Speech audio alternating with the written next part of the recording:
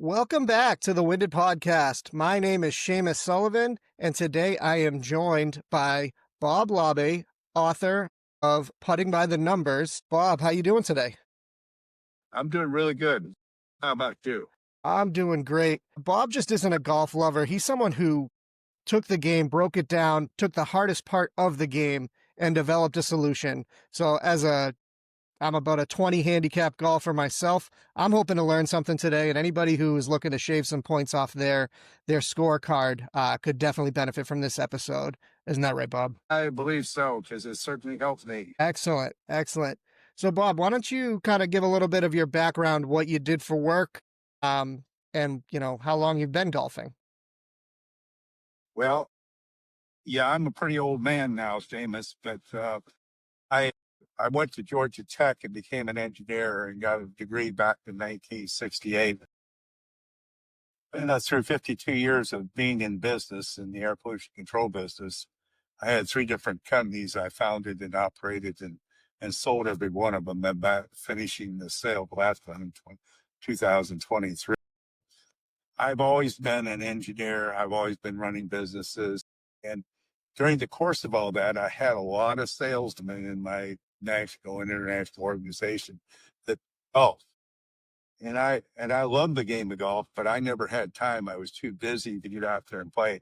And that was a big mistake because, playing golf's a very good place to do business. And I've learned that since I started playing golf back in 1996. So for the last 25 years plus, I've been playing golf. And when I started playing tennis, I went and took lessons. And I was smart enough when I started playing golf, I went and took lessons. I went to Maggie Valley, North Carolina in 1996 and went to the PGA school up there and took a series of lessons that took 4 days that played with the pro and all that. And I took to the game pretty well. Okay. I've always been athletic, and I had a really good idea of how to hit all the strokes of the game. And my short putting wasn't even bad. But the one thing that was killing my score was my long distance putt. I would get on the fringe or get on the green. I'd be anywhere from 30 to 50 feet from the cup, and then take 3 or 4 putts to get in the hole. Well, when you do that, you ruin your score. And I was either babying the putt or I was mussing up on it. I just was not hitting the ball the right length. And I thought to myself, well, hell, you're an engineer. You ought to be able to figure out how to do this.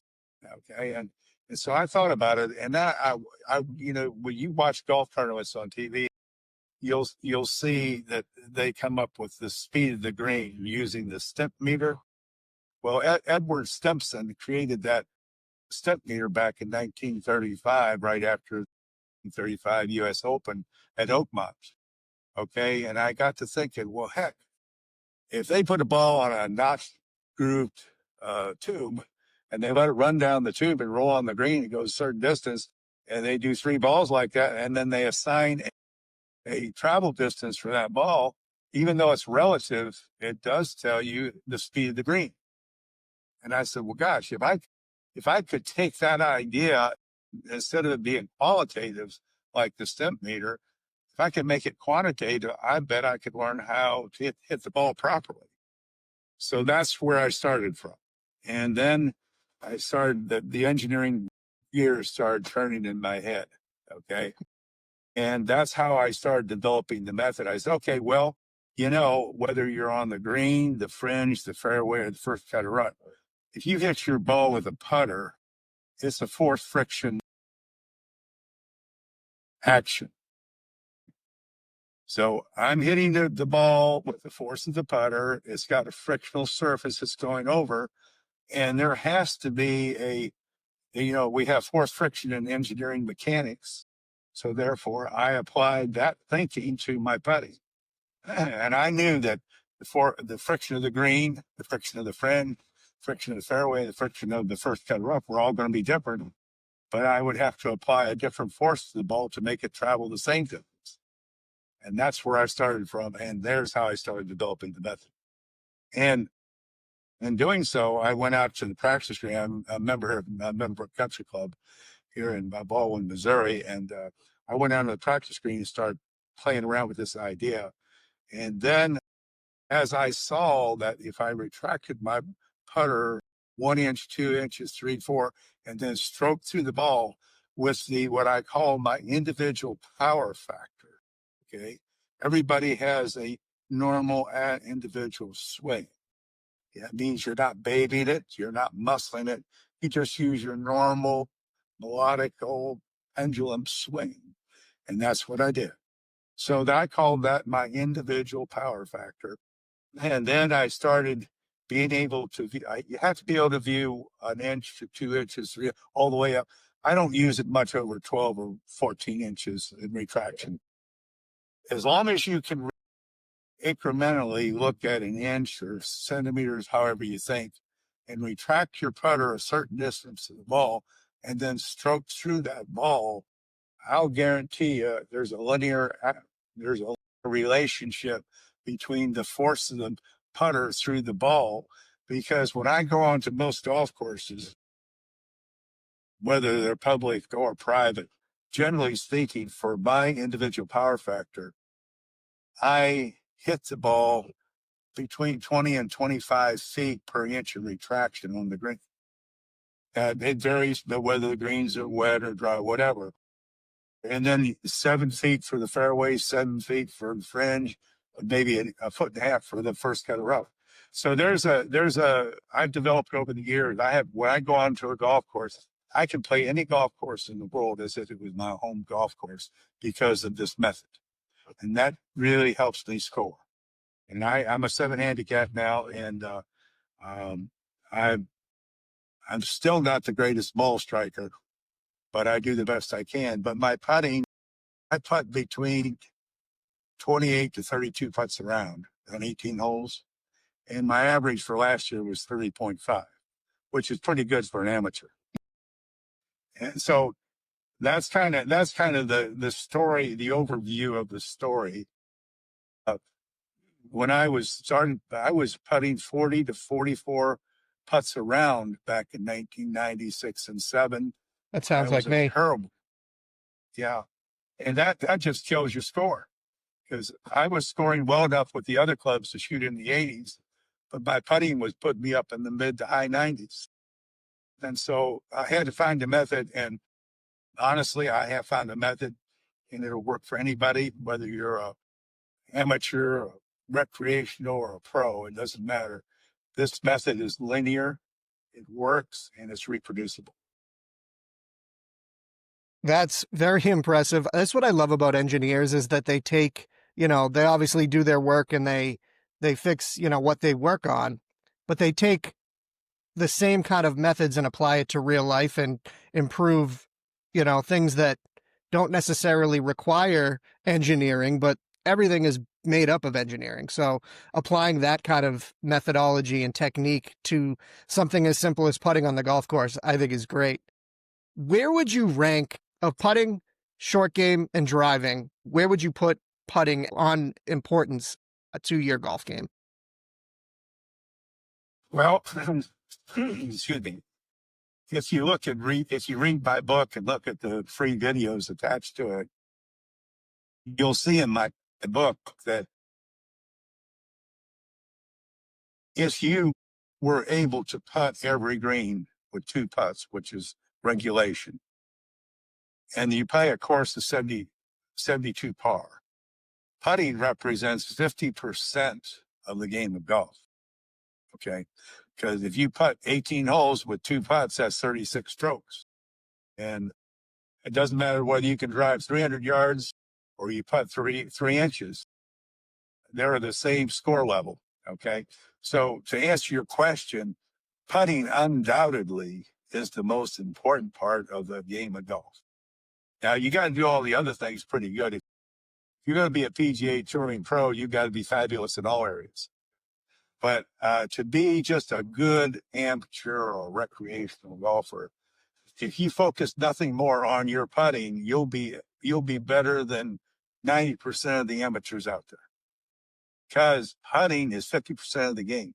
as much as 50% of the game. I've never thought of it in those terms of it being 50% of the game, but those numbers add up for sure. If you say you're kind of late to the course, you're running late, and you have 30 minutes to warm up before a round, are you going to the driving range or are you going to the putting green, the practice green? I always go to the practice green first because that's where I know I'm going to score. Okay. And then what I do, I take 3 balls that I'm going to use during the course of play. I set them on the green. I use a 3-inch retraction in my stroke. And I see how far the balls travel. And I step it off and see, generally speaking, they fall normally in the range of 20, 25 feet for my individual power factor. I do that for the green. I do that for the fringe around the green. I do it for the fairway, and I do it for the first cut of rough. And I get normally I write it on my scorecard. Okay, green is 25 feet of travel for 1 inch of retraction. Fringe, 7 feet of travel for 1 inch of retraction. Fairway, 7 feet of travel, 7 for 1 inch of retraction. First cut of rough, 2.5 feet for 1 inch of retraction. Put that on my scorecard.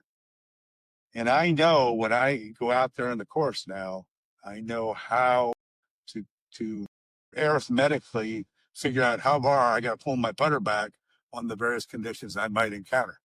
And it makes it so, when after you hit your ball off the tee box, you get to the fairway and you hit your 7-iron or whatever in around the green. When you get back in your cart or you're pulling your cart, you got a plan when you're going to the green. You know where your ball is. It's just 5 feet off the green. I know I got a plan now because I know the arithmetic I'm going to use to get the right length. So what's cool about this method, you're not going to the green with no thought in your mind. You're going to the green with a thought in your mind of how I'm going to put this ball in the hole and either make a birdie or a par. You mentioned the mental aspect of golf. How does your method help improve your kind of mindset as you're standing over a putt? Because obviously golf is just as much mental as it is physical. How does having this type of plan in your golf bag, so to say, how does that help the mental aspect of golf? Well, I'll tell you what it has done for me. It's enhanced my confidence enormously. When you are confident about anything you're doing, you normally perform very well. And this method of putting has enhanced my confidence to the utmost extent. If I'm 75 feet away from the cup, I'm intending to make that putt. Okay. That's how confident I am. And generally speaking, when I'm 75 feet from the cup, my ball ends up within 3 feet after my first putt, if it's not in the hole. So I have a high level of confidence, and you need that confidence in every game you play, but particularly golf. So for me, when I'm 75 feet away, I'm thinking that my goal is to get close. But you're saying that going up and standing over it thinking this is going in, or your goal is to get it in the hole, you think that that would kind of change results? It does. I've made a lot of long putts. The longest putt I ever made was 113 feet at the Legend Golf Course in Eureka, Missouri. And it was off the first cut of rough through the fringe, down an undulating green, downhill to the cup, and went in 113 feet. But when I looked over that putt to hit it, I had confidence. I was confident I could make that. Well, I did. There's a little, obviously, a little luck, Of course. but I mean, still in all, I had a plan that I executed and it worked. Bob, why don't you tell me a little bit about kind of the sample size for the data that you've put together and built this system? How long, how long did it take you to put all this together? Well, being an engineer, you don't ever want to put anything in print that's not correct. Okay. And you don't want, it would be wrong for me to develop a method that was not workable for everybody. Okay. Or it might, if it worked for me, that's great. But if it didn't work and I couldn't prove it to be reproducible and repetitive for everybody, then the method would be of little value. I, I, I started this thing back in 1996. A good friend of mine, Mike Beck, we were playing the R.T. Jones Trail down in Alabama, and we were playing the Opelika course. And I had a 93-foot putt on a 3-terrace green. And Mike was watching me, and I stepped the putt off, and I watched the flow of the putt and everything. Anyway, I stroked the putt using this newly invented method, and the ball went down terrace 1, terrace 2, terrace 3, and went. And he said, I said, well, that was lucky. He said, no. He said, I saw you. I saw what you did. That wasn't lucky. You stepped that thing off. You knew exactly what you were doing. You need to write a book.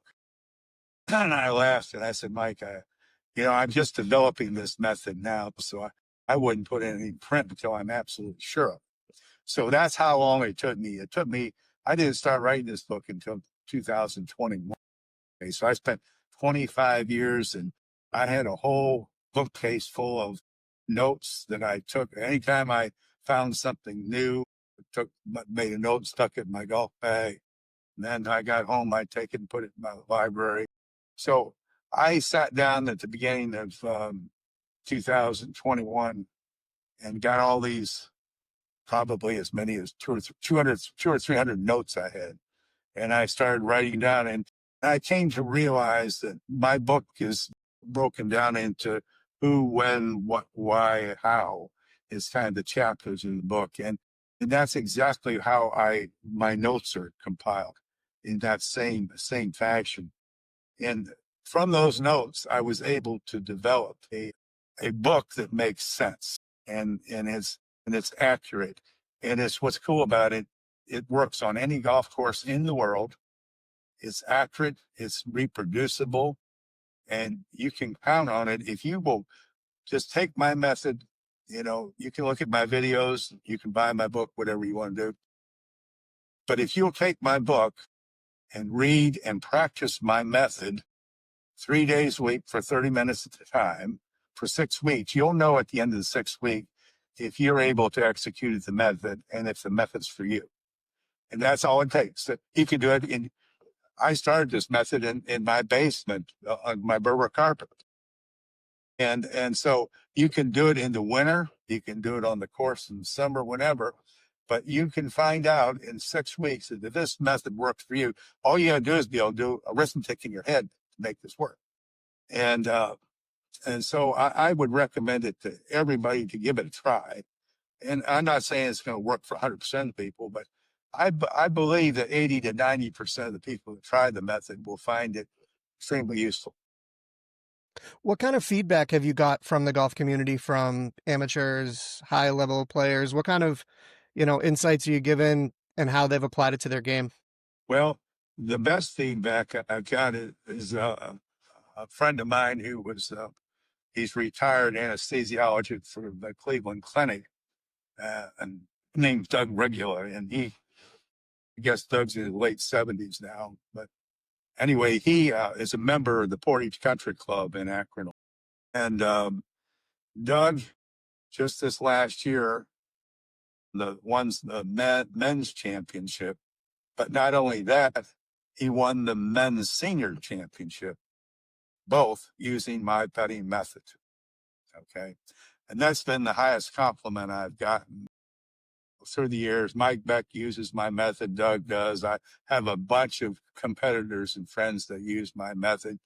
But when somebody wins a championship because of my putting, that makes me feel real good.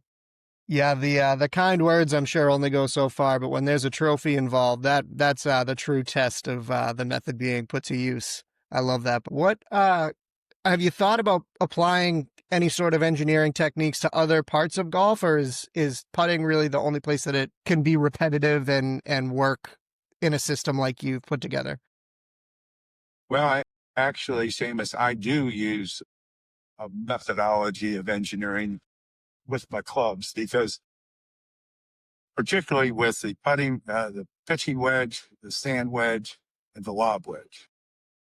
I find that if you gauge your club for a quarter, half, and three-quarter swing with each of those three clubs, you'll be able to determine a distance that you can hit the ball on a repetitive basis. Boy, does that help you score. Because, see, I take my lob wedge, for example, and with a half swing, bringing my club to horizontal and swinging through the ball, I hit that. I hit that ball 22 and a half yards, plus or minus 2.5, between 20 and 20 and a half yards consistently. And when you're 20 to 25 yards off the green, and I can put it close to the pin most of the time. And I do that with my three wedges and using that gauging of quarter, half, and three-quarter swing. And it makes wonders for my game. And I'd recommend that to everybody too. Excellent. Bob, you mentioned your clubs. What kind of difference have you seen in the advancements of technology since you started playing golf to right now? Well, I got a lesson taught me a couple years ago. I had been using Ping Zings, blue dots and black dots first, then blue dots second, since like 1996. I had Callaway and Taylor drivers through the years and Woods metals. But, as you get older, you don't expect to hit the ball as far as you used to hit it. Okay. And I was becoming complacent with the idea that I wasn't hitting my clubs as far as I used to hit them. And my wife said to me, she's a golfer too. We play golf together a lot. And she said to me, Bob, she said, why didn't you go out and buy a new set of clubs? There's new technology out there. I said, honey, it's not about the clubs. It's the club E. She said, no. There's new technology out there. I said, okay, all right. So Christmas 2 years ago, I took her up. So I went out and got fitted and bought a new set of clubs and Callaways and irons and all the metals and all. And gosh, I couldn't believe what happened. For example, I was with my pings. I was hitting my 7-iron between 125 to 130 yards. Okay. And that was actually the very best I could do it. Well, I got the 7-iron out with my new Callaways, and I'm hitting the ball 145 to 150 yards with accuracy. I mean, not only is it that distance, it's going in the right direction. There's a lot of forgiveness in these new clubs and the technology they've developed. As I said, I'm a 7th handicap now, and it's largely due because of the clubs. They've helped me out enormously. Whereas I could barely hit my old driver a little over 200 yards. I'm hitting my driver between 225 and 250 now. Okay, and for an 81-year-old man, that ain't bad. I'm 36. I wish I could do that. Bob, I'm gonna for all the gentlemen out there, I'm gonna clip that part of your wife being the encouraging one to get the new clubs. I'm gonna send that out to my listeners and have them send that to their wives, because that is a great wife you have there. You betcha. She's one of the best. She has actually, for me, the best. I love that. That's all you want right there. Bob, where can people find Putting by the Numbers, a quantitative method of lag putting? Well, the best place to probably get it, but everybody's done it, but go to Amazon. It's on Amazon. Of course, it's at my website, puttingbythenumbers.com or boblabbe.com. You get it there. But Amazon's, they got sales and deals on it. It's, heck, I think they sell it for sometimes less than $5 or $6, so it's a real deal. And with the book, you get 2 free videos. Okay. You can watch my 10-minute in-home practice video, and you can watch my on-course 23-minute video. You don't even have to buy the book to watch those. As a matter of fact, I would recommend look at the videos, see if you like the idea. And if you like the idea, then buy the book, and then you'll find out the details. Great. My copy is on the way from Amazon. I'm going to put a link in the description down below where you can buy the book. Definitely check out boblabbe.com. I checked that out. Some great stuff there. Bob, when are you getting out on the course again? Well, we're supposed to play today, but the weather here in Baldwin, Missouri is really bad. And if we played today, we'd have to play cart path only. And my back's not kind of up to that, but I might get out there anyway because I have a need to get back on the course. We played last Thursday, and I was supposed to play Saturday, but being from Georgia Tech, I had to watch the football game. Yes, sir. Bob, how often do you play? Well, we try to play on Mondays, Thursdays, and Saturdays. Okay. And we're usually pretty good at that. We only play 9 holes at a time now. Once in a while, when we play in couples tournaments, because my wife and I play in a lot of couples tournaments at the Lake of the Ozarks, whatnot. We play 18 holes in those occasions, but for the most part, we play 9 holes at a time and let it go at that. Great stuff, Bob. Thank you so much for joining me today. Check out puttingbythenumbers.com, boblabbe.com. I'll have links below. And let us know your improvements that you see from Bob's method. I will be applying it myself. I can't wait to get out there and try it. I'm going to check out the videos, and I'm going to try to get to a putting green as fast as I can. Thank you so much for your time today. It's been my pleasure, Shamus. Thank you for having me. Of course. Have a nice day.